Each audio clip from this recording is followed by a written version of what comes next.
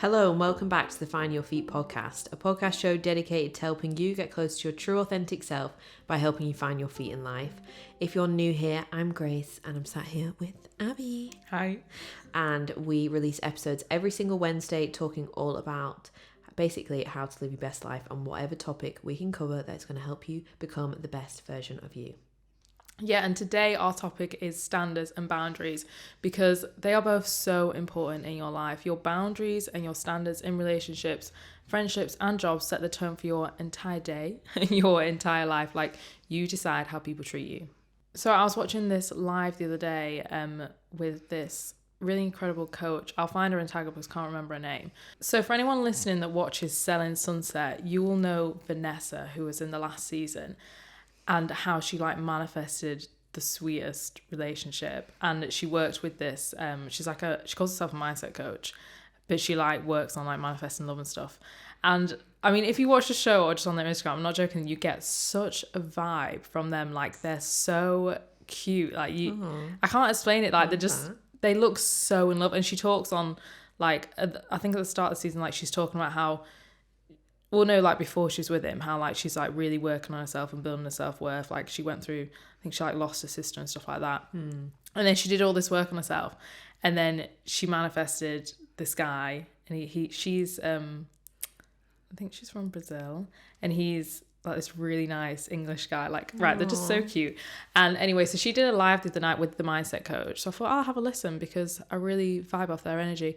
And she basically said this thing that I feel like people say all the time, which is about standards and setting the bar high. And I feel like that is a normal thing, but the way she explained it, I was like, it just keeps sticking in my head. It's just really resonating with me. So she was explaining that, I mean, it can go into anything relationships or friendships, but she was saying in terms of relationships, a lot of people know what they want and you can write it down and you can kind of visualize it and you set the bar. You try to set the bar high, and I was literally imagining a barbell. Yeah, that's what I've just gone to think about, a squat rack or something. That's because I've just got the gym on my mind.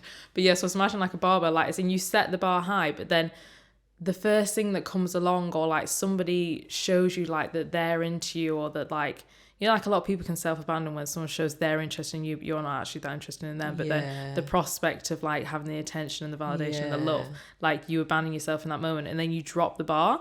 And she was explaining that Vanessa was a perfect example of someone who didn't drop the bar. She set it really high in a way and was I know what I want and I deserve this. And she didn't drop the bar. No matter what was kind of coming her way, she didn't drop the bar. And then I was just visualizing somebody literally holding up the bar and just thinking no, I'm actually worth what I want. I'm worth what I deserve. So she didn't drop the bar. And then this amazing guy came along and he met her there. Aww. So yeah, I feel that analogy is just stuck in my head at the minute, because I'm in terms of relationships, I know what I want and what I value, but it's so easy to just get completely swayed and just. Yeah. And I'm not saying people are perfect at all and that I'm looking for Jesus, as we were saying before. I'm not saying that. Jesus reincarnated as our next boyfriend. Yeah. But I think it's really easy to when something comes along and there's that buzz or that prospect of something new and but you might know in yourself it's not right, or as again friendships, you might have an off feeling in a friendship, but then you're oh, it's a new friend, I'm valuing this new friendship, but then later down the line it's probably gonna end in tears or something. I was listening to a podcast yesterday that's really interesting, that was actually the number one matchmaker in the world according to the episode title. Oh yeah. They're called Paul Brunson. I don't actually really know much about him before I listened to that. It was on the Diary of a CEO, but he was saying in it that basically how women are now feeling a lot more empowered to choose a partner rather than just being chosen. And I was God, that's so true, because I've definitely heard other people say that as in how you just, I don't know, the entertainer who comes along, whatever, as you just getting chosen. And I always thought, but what about you doing the choosing? And then when I heard him say that, I was oh my God, because that stems back to, whatever, when women had less rights and stuff. That's what I was thinking. You just get picked, don't you? Picked off the shelf. Yeah, exactly. And you feel happy just for being picked. But now times have changed. No, I can definitely resonate with that. I used to always do that, especially in my teenagers, because I when I was growing up, I had low self-worth. So in my teenage years, if somebody showed an interest in me, I started liking them even if I didn't like them. And then I'd catch myself and I'd be like, you don't actually like this person. It's literally because they like you. Yeah. So it's like in that moment, you just kind of like forgetting about what you actually want and just, which is just totally relates to kind of like self-worth. Actually, this is nothing to standards. Well, it kind of is actually. But in the podcast, what made me laugh as well was this guy was saying, I think Stephen asked him, like, do we know what we want? Like, do we all know what we want? And he was like, do we fuck? He was we all basically want a version of ourselves with a penis or with a vagina or whatever. Like, that's what we literally want. And I was like, I literally was driving my car, I laughed out loud because I was like, that is me. I literally go around asking for a version of me with a penis. Like, because we just like basically asked for people that have like the same traits. It's like he was basically saying that we don't always actually know what is but I don't know, it's like I think it's different. A mixture because I definitely do that as well. Or actually we can, sorry to interrupt you, but like we can, and because I've done this so bad, and you know I have in my young years, I've like thought I've known what I wanted and got it, and it's like very superficial, like not the kind of things you should actually be going for, because you can, if you know what you want, you can manifest that, like you can attract that to you, and you know sometimes that can just actually be not the right things, and then you've got to go through that relationship, that experience, to realize, oh, my values are a bit fucked up there, like that's not actually what's important and stuff. And the only way you'd possibly know that is from having it. Yes. Because if not, your curiosity would always be there. You'd always wonder. Yeah. So that's literally the only way you know. But no, I do definitely relate to that. Like, as in, you feel like you're looking for yourself. Like, as in, you're like, oh, you want someone that's into all the same things that you are. But that's why, like, I now try and do it more off. Like, I know you do this too. Like, I manifest a feeling that I want to feel. Yeah, and I love that when Kagi told us about that. Yeah, like a complete feeling that, like, I want how I want to feel in a relationship, and also like the qualities that I actually look for. I'm currently looking for in someone are some qualities that I don't have. So it's like that's what I'm trying to work on, and like I'd love to meet somebody. Sounds like I'm proposing this. So like we're just putting it out to the universe. We love doing this. We love coming on the podcast and talking about what we're looking for in relationships, so that if anyone is here from Hinge, you can listen to this and get some tips. I'm joking. If you are, please leave. Please leave now. No, go on. No, as in, like, just for an example, one quality that and I don't think I don't have this, but like one quality that I really want in somebody is I want them to really inspire me and completely lift me up to like a higher version of me. Like make you grow, make you level up. Yeah, like, so I would actually love them to have qualities that I don't really have. Yeah. Like, so then you can be like, okay, cool. Like, I think it's always good to be obviously surrounded by people that you look at their qualities and think, oh my god, it's amazing, because I have friends like that, so I'd love to have that in a relationship. Yeah. So I suppose that's like the other spectrum of it. It's like manifesting a feeling and like what attributes. But what I was actually going to say was that she mentioned this very vaguely, but I do think this is a good thing, because we do this shit all the time, but I actually think that people probably, they might do it, but not that often. It's like just literally writing a list of what you want and how you want to feel, but also writing that, like, so reflecting. So this is just a little takeaway task for you guys on manifesting love. To think about your past relationships and write down the qualities, what you really valued in those people. Nothing. If it's nothing, then just leave it.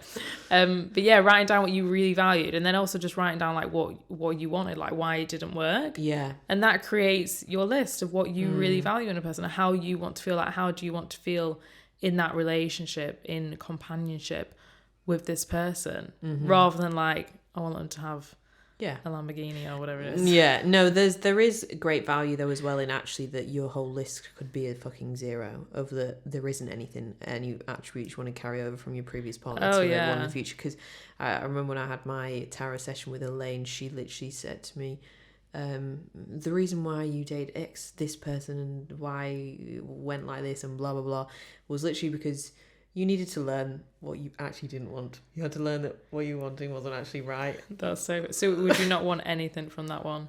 No. Not one thing? No. Isn't that so funny? But no, I've definitely been with people I wouldn't want anything from as well.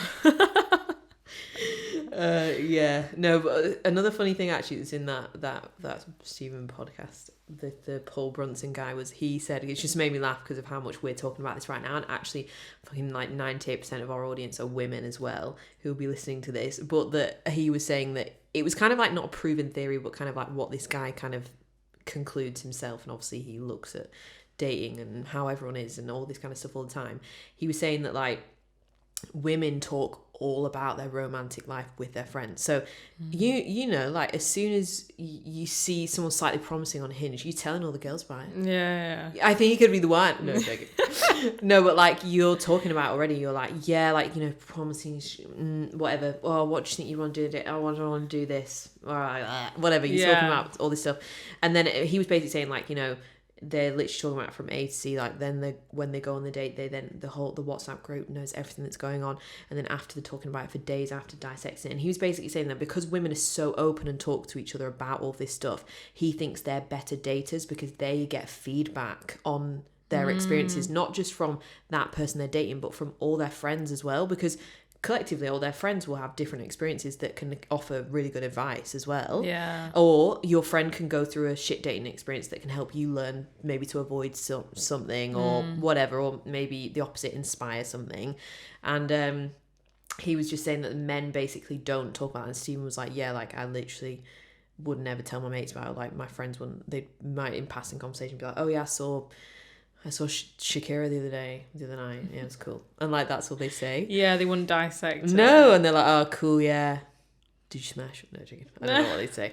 But like whereas women, we're like dissecting the whole thing. We're talking all about it, but actually, apparently, that makes us better daters. So right now, all of us together collectively becoming better daters by talking about all of this stuff. Yeah. No, definitely. Yeah, but I think, like you said, I don't think we ever fully know what we want, but I think the more you work on understanding what you want, and the more you talk about it with your friends. Yes, because even like hearing, you know, the experience your friends have can make you think, oh, God. Yeah, definitely. Maybe I'm going to avoid that type of guy or whatever. Or like, I don't know. I also think to figure out what you want, you have to actually experience what you don't want. Yeah, or like what you thought 100%. you want and realise, no. But yeah, the manifesting of a feeling is good. Is that what that woman did, Vanessa? How did she... You said she didn't drop the ball. What was she doing? Was she just holding it on the squat rack? I ain't fucking leaving. Well, that's the thing. They didn't give away too much because she's a mindset coach. She was... Oh, right. She was wanting to lure you in. Yeah. But she Buy my course and me you can find this dreamantic... No, I'm joking. Yeah. I'm joking when but I say she was talking about... she did do like a little task, which she was saying that Vanessa did, and that really helped her, which was, I think she called it I was gonna say shit and flip. It wasn't shit and flip. It was like a flip and something, and it was about writing down. But I don't know if I agree with this because I don't like focusing on the negatives. But it was about writing down like what you didn't like in a relationship and flipping it. So like, say if you said like, oh, they had smelly socks. Yeah, so then you'd literally write like something you really value, but in like a kind of affirmation way. Like, they make me feel so loved. Like, say, my boyfriend never took me on dates, and that used to really annoy the girl or whatever. And it'd be like, I feel so loved and wanted, and my time is so valued, or something like that. And they became like a kind of affirmations, and they helped her set the bar high. And yeah, she met this guy on Facebook, I think. She literally just met him online, and he lived in England. Yeah. And I think it was Facebook. No, sorry, it was a dating app. Why am I thinking it was Facebook? I don't know. Yeah, that's very, old school. It's because behavior. It felt old school the way she spoke about it. So, yeah. But no, it was a dating app, because I just remembered that somebody asked it on the live. I don't know what dating app it was, but yeah.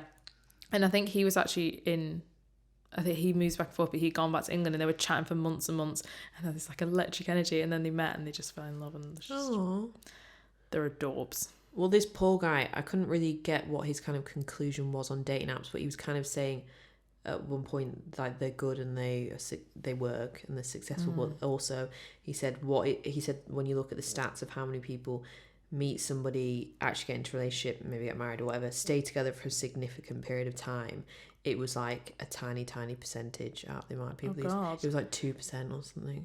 You just killed so many people's dreams. I'm sorry, but I'm confused about whether he was saying they were good or not. I'm confused about what he thought. Maybe we need to do follow up and find out, ask him.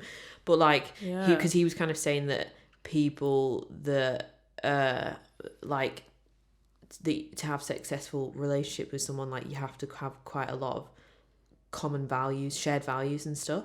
Yeah. And that basically like dating apps make that very hard to, like figure out, because you're just looking at someone's pictures or their stupid prompt replies on Hinge, with which most men, they say something like, I'm looking for someone who doesn't take themselves too seriously.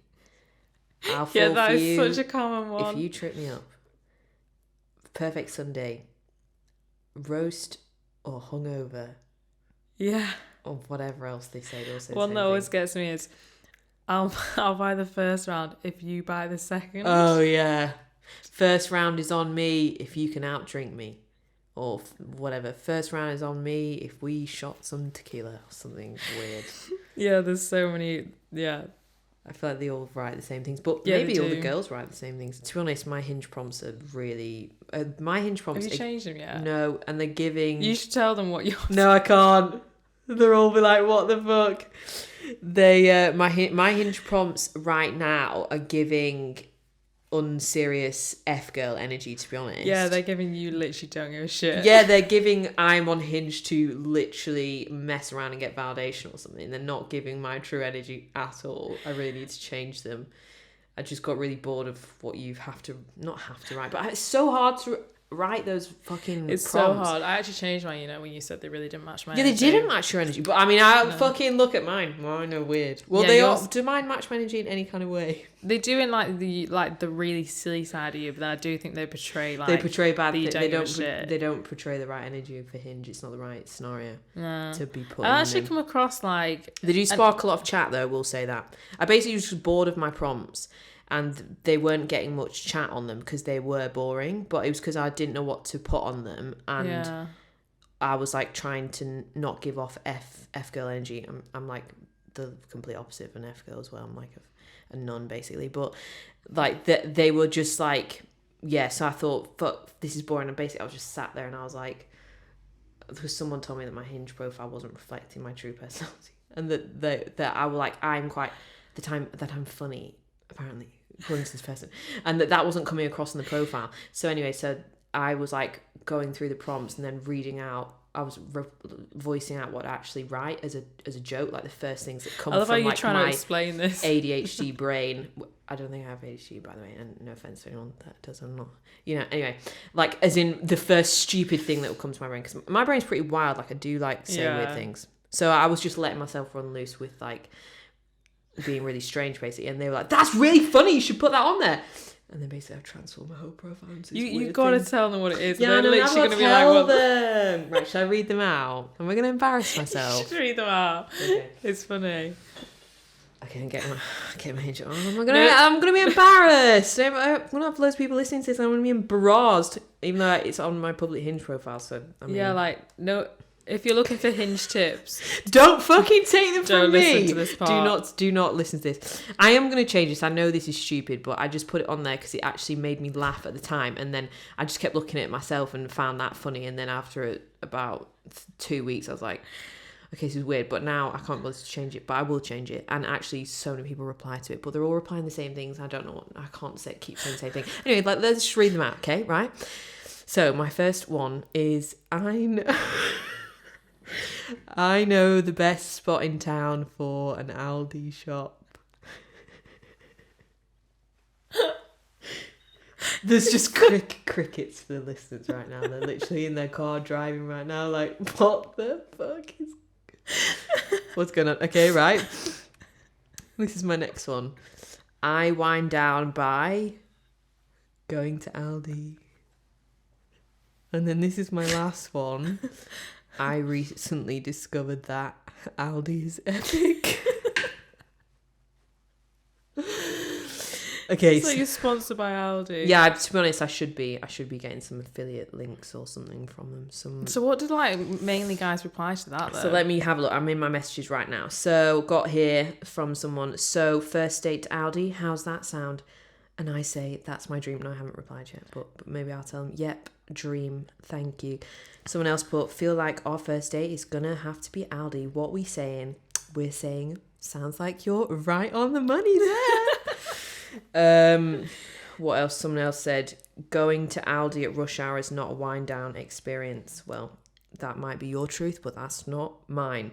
Bless the boys that have genuinely sat there and thought, okay, what can I write about Aldi? Yeah, I know. Some people ask me what my favourite thing is in Aldi. Someone challenged me and said Aldi's shit. Like, it sparks off a lot of conversation. It was getting more replies than my ones before that said that I like going on a walk on a Sunday or something, which is kind of true, but also boring.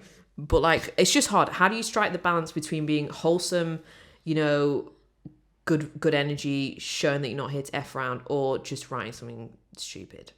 Yeah, and then apparently if you're too serious, then you bamboozle them. That's what I was told. So it's very hard to Well, find a they balance. weren't replying to my serious ones, so now I've got these stupid ones on there about Aldi. They reply, but maybe I'm not. I do like it. To be honest, like if I saw a guy though with something all about Tesco, I probably wouldn't talk to him. Yeah, I think because I think he was messing about. Yeah. So maybe I am messing around on Hinge, and I just think that I'm not. Maybe I'm toxic. But basically, I do enjoy Aldi. I think it's a great supermarket. We can tell. So it was a joke because I go there quite a lot to do my shopping and stuff, and I do like to wind down in Aldi. I like to go there sometimes after we finish a long day, drive myself there and get my stuff and make a meal. It's funny because to me, I feel my like life. I am exciting. I feel like you're more like, as in like, if you could pick a supermarket to represent you, I'd pick like M&S or something. Yeah, but see, M&S is fucking expensive, right? We also don't have one near us, and it's just annoying. There's a cost of living. We've got Booths. Booths is a fucking rip-off. It's I do daylight like robbery. Booths though, because it's just like I don't even think it's that good. Like up the north vibe though. Yeah, I know, but it's like a Northern Waitrose, but like the bakery section's shite. Whereas if you go into Waitrose, like you get those ginger avocado biscuits, the iced. Yeah, Generally, like used to always bring you Waitrose. them. They were sick. If you're near a Waitrose, get yourself down there and get like from the bakery section their gingerbread biscuits with iced things on them. They do iced avocados and iced like We was don't it have any llamas? Waitrose around here, do we? No, we don't. So yeah, anyway, so that's how that's my Hinge. So maybe that made you feel better about yourself and your Hinge, or maybe it maybe inspired you to. Yeah, we need tips on Hinge prompts. Yeah, I think you should shove some voice notes on there. me. Yeah, just maybe some voice notes of us talking on the podcast. Yeah, And then they'll run a mile. I try to not put anything on about the podcast though, because No, I me get too. scared that they could go and look at any episode and Someone asked me the other day, so like, figure anything out about me. 'Cause yeah, we don't obviously overshare. say, like, I think we said the other day, we're like, well, you just don't say the name of it now. Because yeah, it's so because weird. someone was asking me about it, but they never asked me what the name was. And I was like, Yeah, "Do you which know is what? I like good. that." Yeah, because they've got a brain. Someone asked me the other day, yeah, I'm just like, what's it called? But then asked me some other questions, so I just avoided that question. Yeah, I was like, I'm not telling you. I would tell you. I I would tell you on a first date. Yeah, me I would too. tell you then what but it's I think called. before you've even met someone. No, because especially when we're doing episodes like this. Yes, God, yeah, and like because we put an episode out every week. Exactly. They basically, it's actually when you actually zoom out, it's actually really weird because then they'd like create this whole perception of you. Yeah, They don't actually really know what was you. that thing? Oh my God, who was I talking to about? No, maybe I wasn't. Maybe I was listening on a podcast or something. But it's called like socio connection or something like that. That's definitely not the right word. It's basically where like you. Oh no, I was talking to the weekend, my cousin about it. So it's called like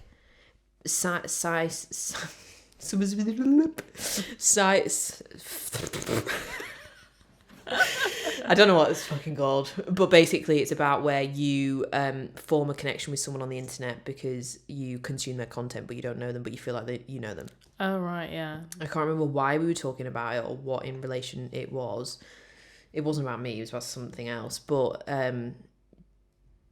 you can obviously do that on a podcast with anyone. Yeah.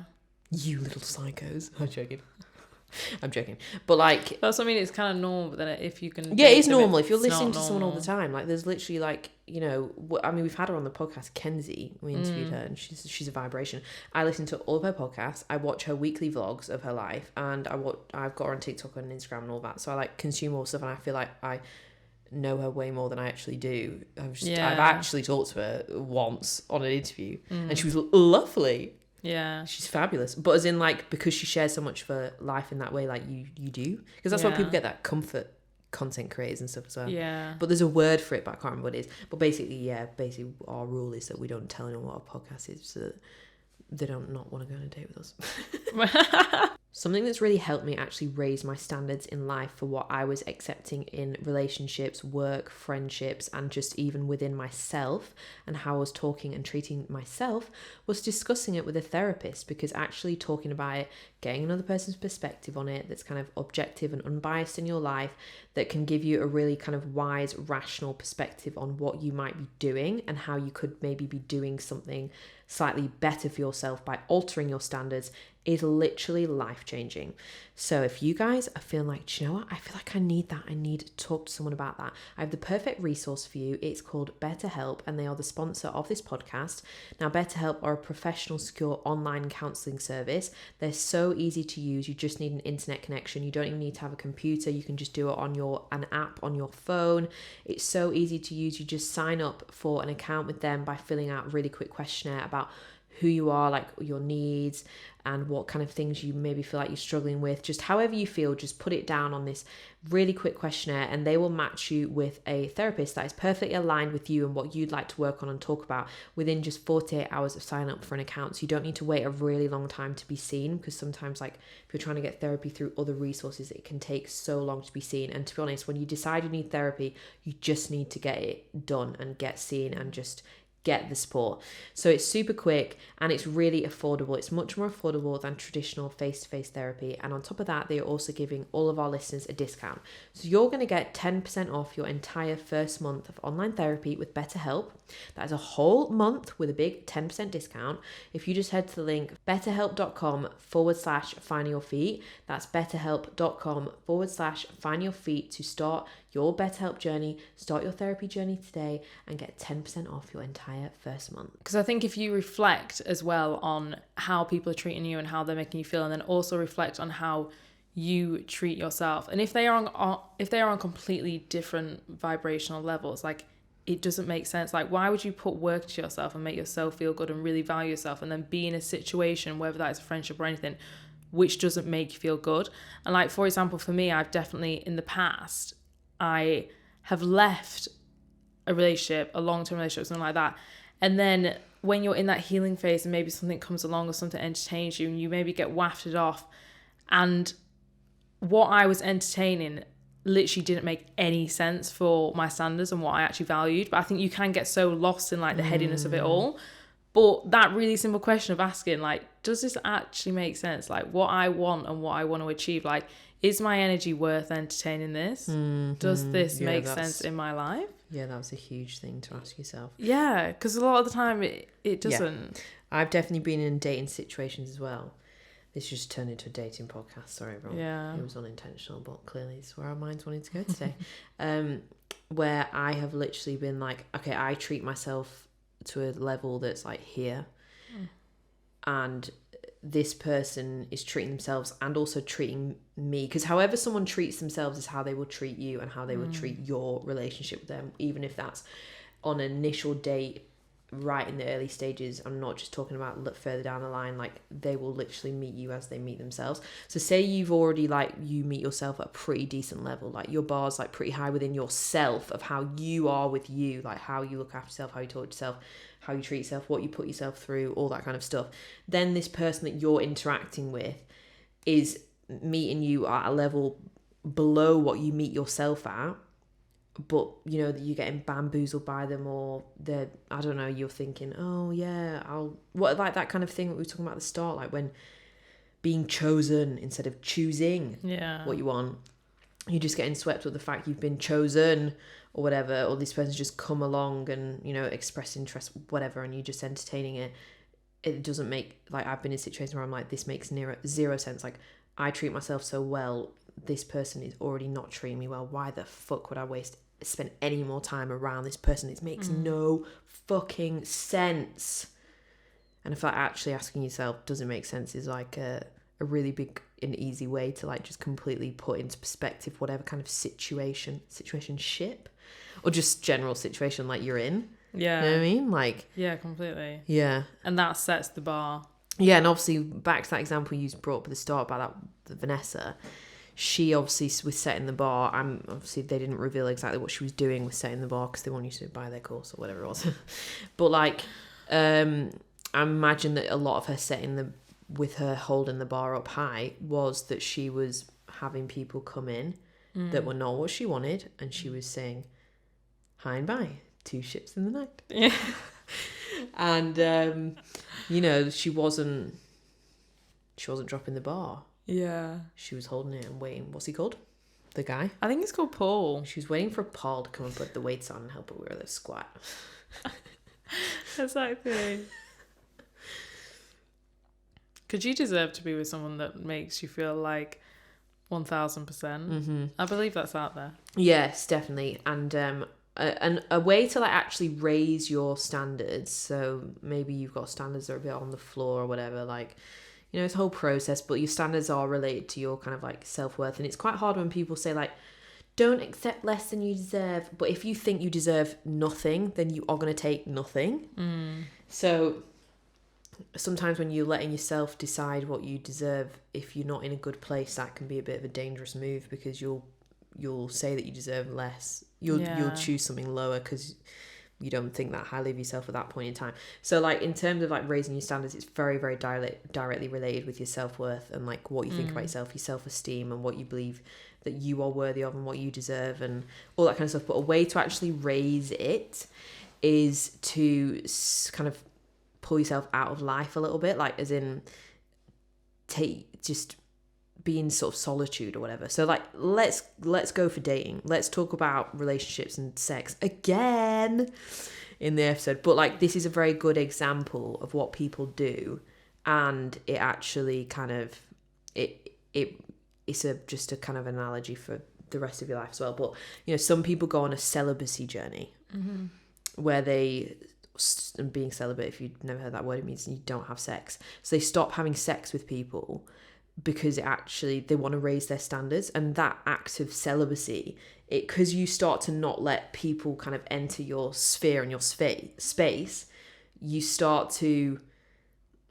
get used to, I guess, like the experience of no one being there and like the kind of the pros that go with that, because there isn't just there's pros and cons to celibacy, and there's pros and cons to being a top shagger, and there's pros and cons to just whatever you do. Do you know what I mean? Like there's swings and roundabouts to everything. Like at the end of the day, you've got to decide what you want to do and what phase of life you're in. But anyway, celibacy, like if you're doing that, you end up experiencing the pros of that, which I think sometimes are things that you wouldn't expect or you wouldn't think were going to be part of it, which is, you know, you kind of get really used to kind of not being interfered energetically wise, because and I've always said this, sex is an energy exchange, like it is. Remember colliding when we did that episode where we talked about like casual dating and stuff, and I was saying I find that really hard. But I saw as well TikTok the other day, this girl like saying like, can we talk about how casual sex can be really traumatizing for some people because who have abandonment wounds and stuff like that. Or if you've got abandonment wounds, which a lot of people have, like, you know, did one of your parents walk out, or whatever, like there's so many reasons why you might have an abandonment wound. But also, like, I actually think anxious attachment style. What's your attachment style like? Yeah. Because casual sex can be incredibly traumatic for certain people, and you need to know who you are and what you're like. And just because, you know, maybe society tells you that casual sex is a really great thing to do and it's really liberating or whatever, actually might just actually really not work with you, because it just re-traumatizes you with something, and actually you just need to be not doing that, you know? And like, you need to know yourself. Anyway, tangent, celibacy. So like you can kind of end up, the less I think partners you have in that way sexually, you have less people coming into your energy in that way. And I'm really trying not to use words here that make it sound like some weird Catholic purity complex. So I'm finding this hard to explain, but like you kind of get used to the fact that like no one's coming to your vibes. So then like if someone is, like they've really kind of got to be the dog's bollocks. Yeah. You know what I mean? They've got to be Jesus reincarnated. No, I'm joking. I don't want to offend anyone either way by saying Jesus. We're just kidding, because we're like, So, anyway, I won't explain it. But, you know, like, it does. Does that make sense? No, it makes total sense, because when you've not got people coming into your energy field in that way, and you're working on yourself, you get clarity. You get clarity about what you want. Yeah, and you also know how to make yourself feel really happy and valued. So then anybody you're going to let in, you're only going to let them in if they're going to really meet you there or go above that. Yeah. Not go below that. Yeah, because you can already make yourself feel so good. So it's like you can only be an addition. Like, I feel so good and whole. So if you're going to come in my life, you're going to be with me and be happy and be an addition to my happiness in a way. Yes. You're not going to come in and drag me down, because you already know what it's like to value yourself and feel good from within. Yeah, exactly. That's why when I reflect, I always think that I kind of feel like actually back to that now, but I always say I felt so good in lockdown, because physically no one was in I didn't see anyone for months. Do you mean sex, or do you just mean generally? No, I kind of mean generally no one in my energy field. Because we were just doing the podcast, we were vibing. I was just reading, like, and there was, apart from my mum, there was nobody in I didn't see a man. I honestly didn't see a man for about 2 months. And the peace I felt. The peace I felt was like nothing I've ever experienced before.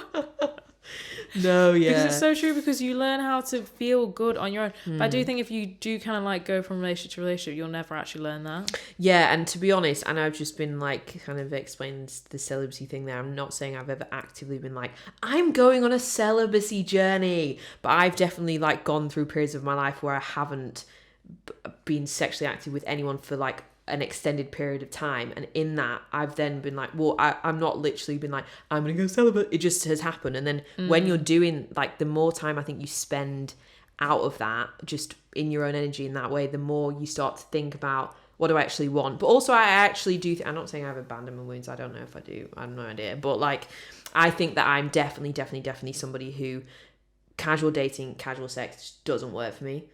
Been there, tried it, don't like it. And I've always known that, but I thought, I'll give it a go because other people do it. And I'm like, nah, like, it just doesn't work for me at all. So I think that's also like why, you know. Yeah. I'm a nun, no joking. But like why I can kind of like understand what people would experience when they actively decide to go on a celibacy journey. Because some people obviously do that to get themselves out of patterns of being in toxic dynamics with people and all that kind of stuff. But obviously it's very personal choice of why you'd want to do that. But like, that was celibacy is just an example. But if you look at that on a wider view of your life, even when it comes to friendships or anything, if you kind of can really provide yourself with like a safe space within you where you cultivate kindness and love, and you're not really harsh on yourself, and like you do nice things for yourself, you take yourself out, you do enjoy hanging out with yourself as well, it's not a horrible experience, then, you know, in terms of friendship wise, you're only going to let people in that either meet you on the level you meet yourself or above. And if you're meeting yourself on a high level, then you're going to attract in high level friends too. You're not really going to attract in people that like, I don't know, bring you down. Yeah. Chat shit about you, gossip, and yeah, like, I don't know, you know what I mean?